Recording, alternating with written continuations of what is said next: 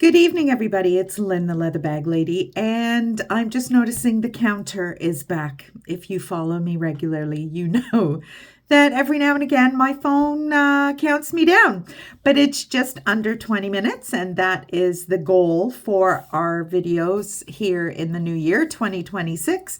So today is Tuesday, January 19th, I think. Um, I think. Tuesday seems to be the day. I spoke to you last Tuesday, which was the last day of my job. And it's been a week. And boy, has it been a week. Snowstorms have been insane. I was supposed to travel to Pamela's. Was I supposed to travel to Pamela's? No, I wasn't. I was going to my friend's on Thursday, and then I was at home Wednesday, and it was beautiful. 0 degrees, no coat, no nothing.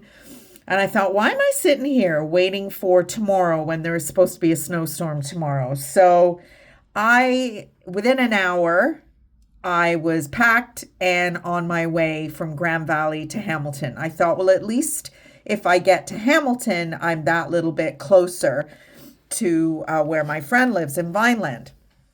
So I arrived at Pamela's at 10 to 5 on Wednesday last week. By 5:30, the snow was insane and it just kept a coming.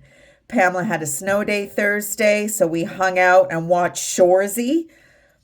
I am not a slapstick comedy lover, but oh my goodness me, this TV show or series is filmed in Sudbury, Ontario, and it is about these locals who play hockey. And I thought for sure my brother-in-law Dave would have watched it, but he hasn't. So I'm like, get on that. And they're like, oh, we don't have Crave. I'm like, get it. Even just for a month to watch this show. It is so my brother-in-law's vibe.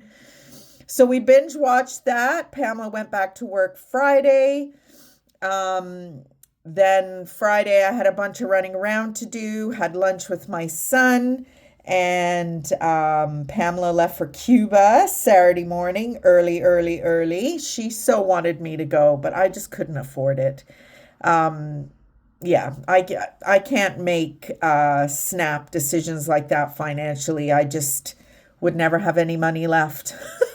Which is why I'm so good with my money, because I don't buy things or pay for things willy-nilly. So anyway, she's in Cuba right now, having a great time. I went to my friends for the weekend, had brunch with my mom, my dad, my son, my daughter. My goodness, Saturday morning. That was amazing. At our old stomping grounds, Bedrock Bistro. I can't remember the last time we were there as a family. It may not be again, as Harry said, who's moving to England the end of November, or sorry, the end of February. He said it's the last supper or the last breakfast, which starting to get a little emotional about that. But anyway, it is what it is. Hopefully it will be a really good thing for him. Now, speaking of emotional, just as we kind of get things back up and running with the bags and with my other project, I just wanted to kind of talk a little bit more about just how I've gotten to where I am right now. The job was, if you saw my video from last week, I explained kind of the progression of the job. But last Tuesday, when I was driving to work for the last time, the emotion that kind of came over me as I was driving into Mount Forest was very surprising to me. This job has been a huge mental shift for me. This little minimum wage job in Mount Forest, Ontario, working in an adult day program for the Victoria Order of Nurses, which I knew pretty well instantly that I was not going to enjoy, and I didn't. It has brought me the most clarity probably ever. I've had failed marriages, I've had failed relationships, I've had jobs that ended, I've had all kinds of life experiences happen to me, but I never had the clarity that this job gave me. This job allowed me to realize that the things I am good at are things that I've almost always apologized for. I'm a talker. If you follow me regularly, you will know that. I am an overthinker. I go off on tangents. I share too much. I am emotional. I am all kinds of things that over the years of my life, I have been encouraged to apologize for. Report cards, way back when I was young. If she spent as much time on her schoolwork as she did chatting to her neighbor. Just failed marriages, trying desperately to, do things traditionally like my parents have, like my sister and brother-in-law have. Doesn't work for me. Even the cars I drive, where I live, my aspirations moving forward, none of it is mainstream. And I've always been made to feel, I've been told, well, you're not an academic. Well, you're not a housewife. Well, you're not, you know what? I don't give a rat's ass anymore.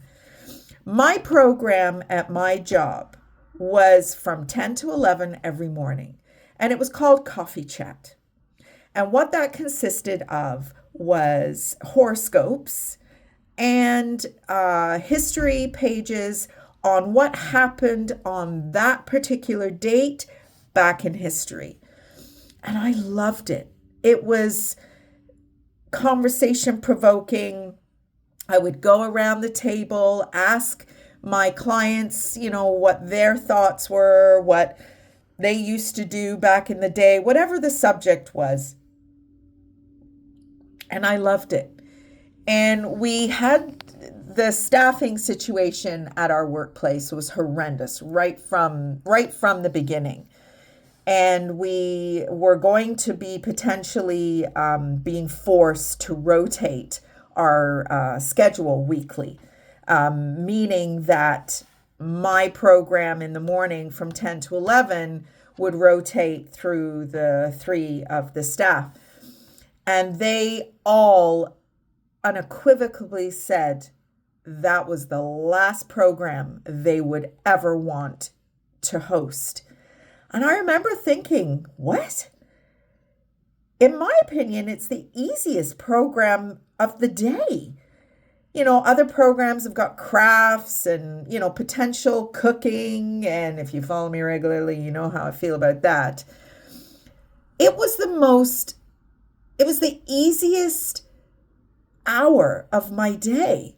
And yet here's these 2 or 3 other colleagues of mine who would rather cut off their arm than host this program. And it finally dawned on me that this thing that I have, this chatty Cathy, this talkative, whatever you want to call it, it's a gift. It is not something to be embarrassed about, to be apologetic about. It is the first time in my life that I am not going to apologize for being who I am. I have to now embrace what it is I am. And I mean, YouTube is a gift from God, really. I turn this phone on, even though it does give me a timer, and off I go. And I really couldn't give a shit who's watching it, albeit that I've got some really, really great people who watch me, send me messages. I had a few messages from last week saying how nice it was to hear from me again. But it is just an open opportunity for me to just talk and share my truths. And whether it's about bags, whether it's about recreational therapy, whether it's about my leisure respite kits moving forward, whether it's the new way I'm going to be presenting you bags, who cares? It has been such an eye-opening experience.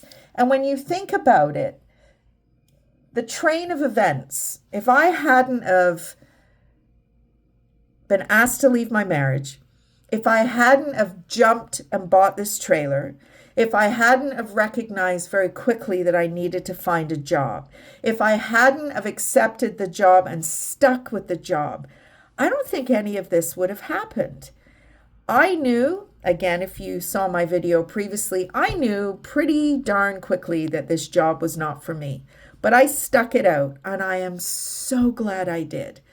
It has taught me so much, life-changing so much, to the point where, as I've already said, I will be moving forward with such pride and with such accomplishment in the things that I excel at. And being confident and being able to talk on a dime, being able to have something intelligent to say no matter what. I guess intelligent is in the eye of the beholder, but I consider myself to be a fairly intelligent woman. It's a gift. It really is a gift. I say this to my son all the time. Confidence and the ability to be able to present yourself in a confident manner. You know what? You put a university degree in somebody who can handle themselves in a tough moment. I don't know. The world is changing. Yes, degrees are wonderful. And if you have a particular career path in mind where a degree track is necessary, knock yourself out. But the majority of us don't. Now, do I regret going into recreational therapy? Up until recently, I kind of wondered, what the heck did I do? I amassed over $50,000 worth of student debt. For what? But I am now about to put that education into practice. And this job, this leaving of the job that I was so scared to do because I got very comfortable getting a paycheck every 2 weeks. But I am so excited. I am in Niagara Falls right now, which if you follow me regularly, you know that this is my favorite spot. So as I'm about to go to Sarnia for 5-6 weeks, I thought, I'm going to go to the falls. Good Lord. The snowstorm, the blizzard conditions I drove in to get here yesterday. Unbelievable. So proud of myself. This hotel, the Glengate Hotel, so appreciative. They allowed me to check in at 10 a.m. yesterday morning instead of 3 p.m. I was not happy to be on the road. I barely got in the parking lot here. I barely was able to park. They graciously let me check in. I've been working. I'll show you, turn you around quickly, is my computer, all my workbooks, everything. I've been busy, which is what I do whenever I come to the falls. And I've been working on my respite kits. I've been working on my new presentation for Leather Bag Lady. And just remembering some of my clients. One of my favorite clients was in hospital just before I left. I need to call the girls and check up on him, actually. But I had another client who, at 94 years old, little German lady, who was 6 years old during the Second World War, who shared stories with us that she was shot at by the Allied forces with her mother, and they had to run and take shelter. And then she said the particular plane that was shooting at them turned around and came back because the pilot saw them running for cover. There's two sides to every story always. We, as kind of the Europeans, the North Americans, and them being, the German population right in the thick of it. And I escorted her to the van on Tuesday, my last day. And she said to me, she's in her very broken English, she said, I'm so sad you're not going to be here because you did good. And I thought, you know what? Yes, I did. And there were, some of my clients who saw me sit down with my paperwork ready to chat with them for an hour, and they'd go, oh God, here we go. And then I would have clients like her and a couple of other favorite clients who just adored the stories, adored listening to some of the things that I've been up to in my life. At 57, almost 58 next month, I've done some shit. I've lived some stuff.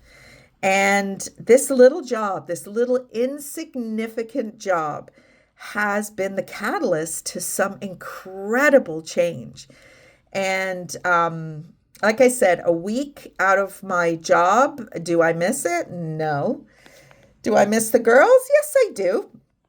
Do I miss the clients? Yes, I do. Enough to go back? Nope. So hopefully I will get to Sarnia either Thursday or Friday, maybe not even till the weekend. The weather, we're going to get another snowstorm tomorrow. So I will get up in the morning, grab some breakfast quickly. Not that I eat breakfast, but my eating has been horrendous. So I will head to my mom and dad's and hunker down with them until there is a clear path for me to get to Sarnia and spend the rest of my days until the end of February with Auntie.